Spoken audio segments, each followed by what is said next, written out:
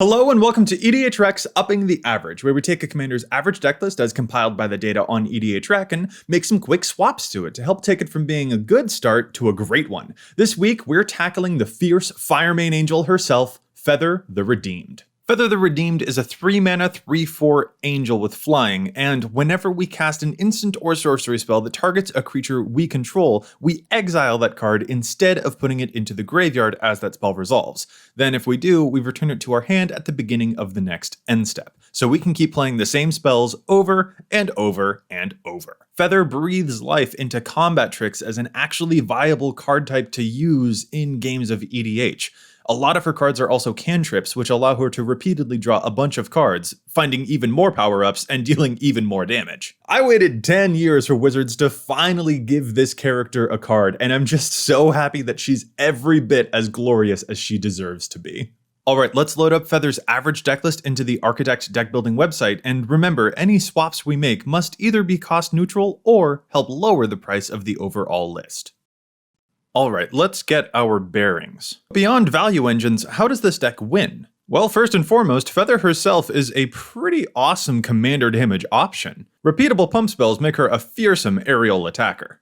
We also have tons of heroic cards, especially those that make tokens whenever we cast spells on them, as well as a few cards that pump up those creatures for some really good attacks later. Cards like Zada or Mirrorwing Dragon can also extend any pump spells we cast to the whole team. Finally, we have some direct damage that goes over the top without relying upon combat damage. Cast spells, ping everyone to death. Even just casting our many protective spells can become lethal that way.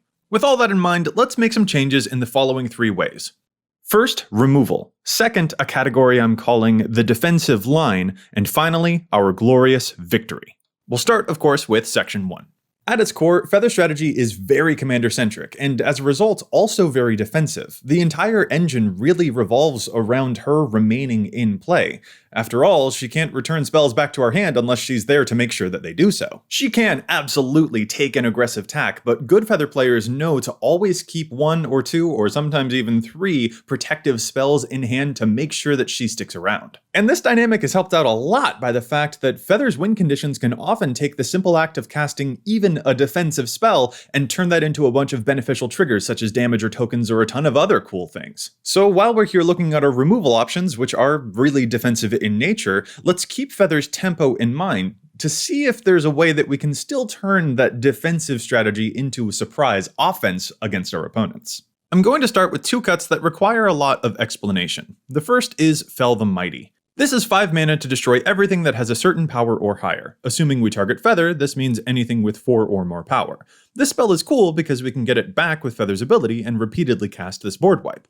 The problem I have with it is that it's a lot of mana, and it doesn't hit a lot of important creatures either. When I looked through the top 20 most popular commanders built on the past week on EDHREC, half of them have 3 power or less, and that's before we even begin to count things like token army strategies.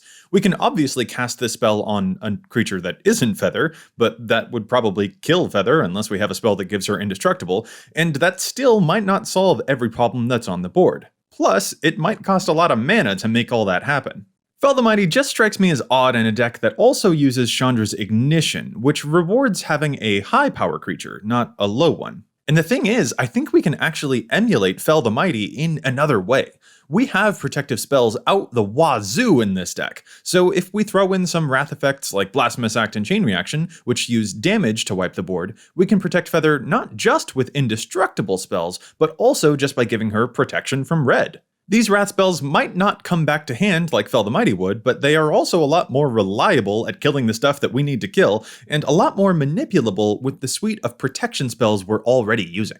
My next cut is the card Irelia's Fury. This isn't a removal spell per se, but it does need to be addressed here, because I think it's pretty aggressively bad here.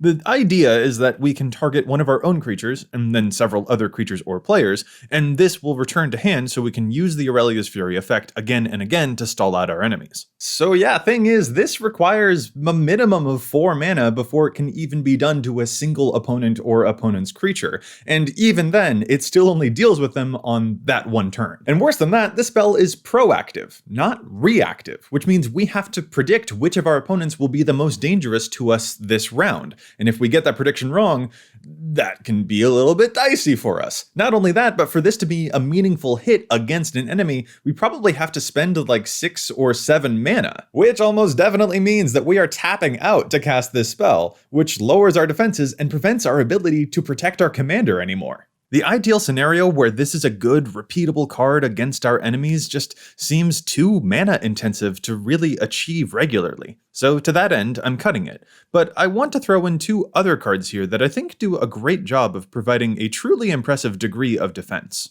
The first is Valorous Stance. On its own, this is just another way to make Feather indestructible, but it also can destroy a big creature, which means it's also a warning to an enemy when we use it defensively. Watch out over there, because at any time I might take this defensive spell and use it instead to get rid of that 12/12 of yours. This is a rattlesnake effect, a sort of standoff that forces our opponents to be the ones to blink first, while also serving a great protective function in the meantime.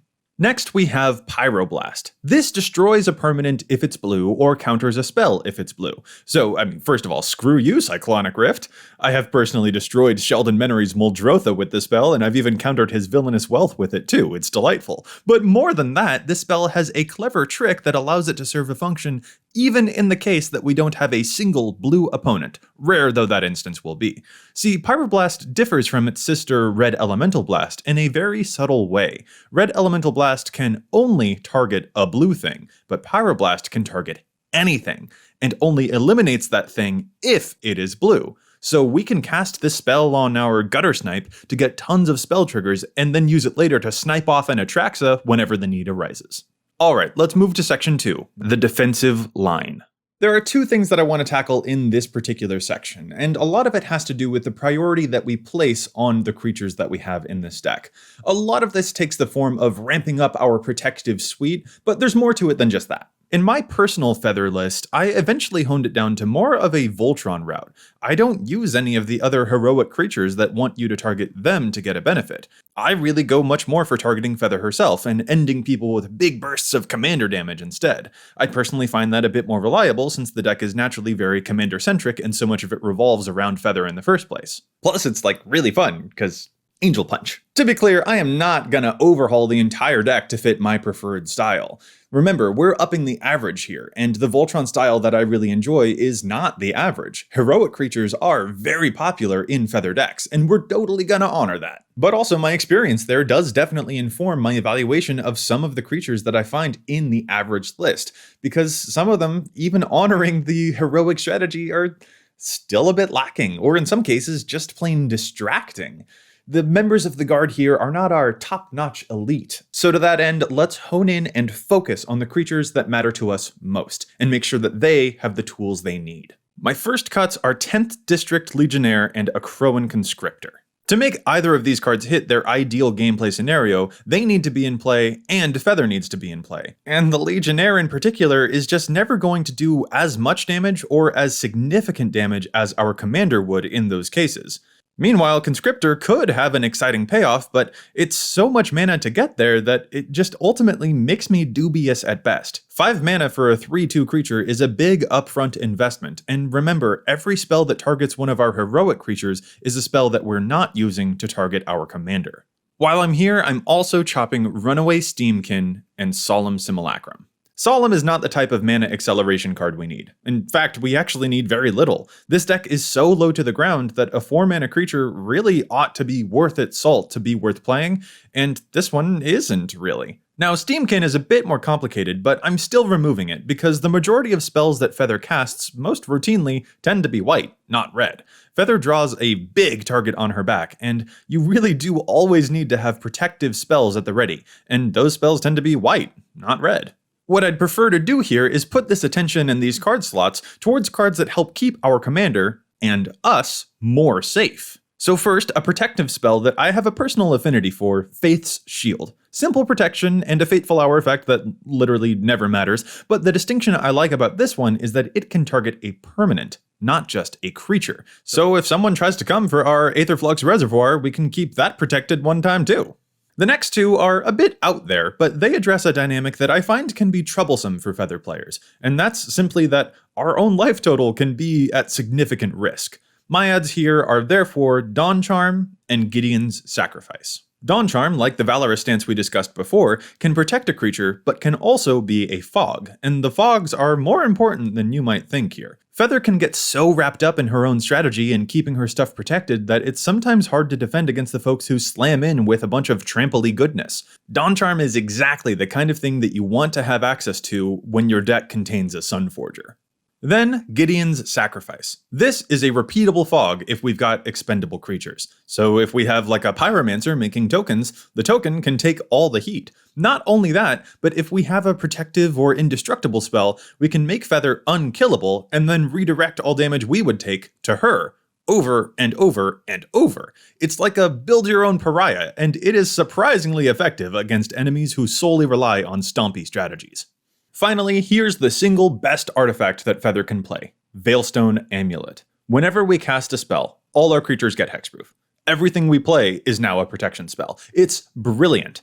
Now, this card is a little bit more expensive than any other card we've discussed so far, about $5 or so, and remember that we always aim to keep costs down, or at least cost neutral in this series, but I'll be removing a more expensive card in the next section to help there. In fact, let's just get to that right now. Section 3. Victory. I'm just going to make like the Boros right now and just get right to the point. No fanfare, no prelude, no opening monologue to the third section. Let's just talk about some win conditions. Earlier, we looked over our various methods of victory. Commander damage is a big one. Heroic creatures can also build up some good damage too, and we have some over-the-top pinging and damage abilities. It's really good to have versatile methods of victory. If we were combat only, then we might not ever be able to win against someone who runs a constant mists, for example. However, I still want to look critically at that last win condition of ours, the direct damage. In that category, we have a Reservoir to build up life and deal tons of damage. We have Aria of Flame to do the same, whose counters build up a lot faster than opponents ever seem to expect.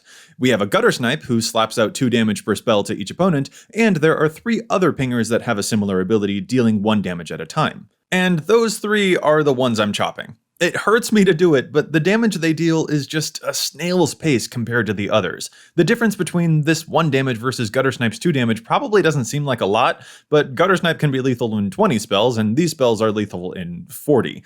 They just don't tend to get that type of opportunity, and besides, we still have other better options even without them. I'm also going to give some side-eye to 2 effects in this list that copy spells, Double Vision and Primal Amulet.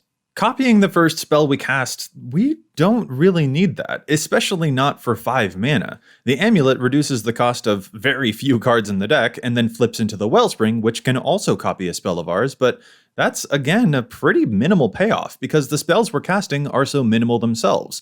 These cards are better served in decks that cast huge spells, not the tiny ones we're casting here. The cards I'm adding in as replacements help enhance our combat capabilities. For example, we have a Brute Force in the main deck, which gives 3 power for 1 mana. For more redundancy, I'm including Infuriate, which is nearly the same thing. It happily joins a suite of 3 power buffs for 1 mana in the main deck. I'm also going to swap out Samut's Sprint, which is a pretty tiny buff, even with its other boosts. In fact, we even have other haste effects in the list already too. So this one I'm exchanging for a spell that I'm surprised not to see in the list already, Invigorated Rampage. This one can be a big boost to a single creature, or it can hit 2 heroic targets if we need more heroic triggers. This card does work, trust me.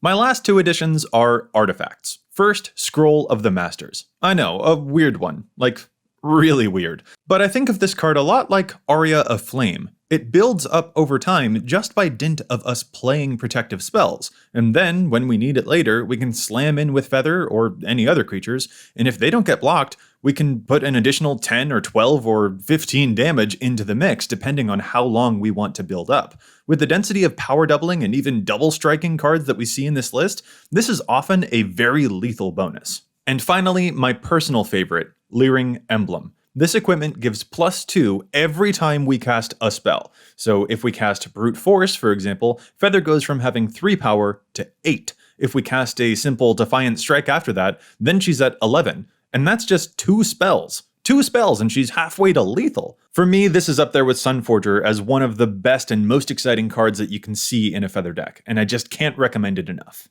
And that ought to do it. You can find the deck list in the description below with the cuts in the maybe board. I hope you've enjoyed this radiant journey with Boris's best battle seraph, and if you have any other recommendations for your fellow feathered friends, make sure you leave them in the comments below. Thanks so much for watching.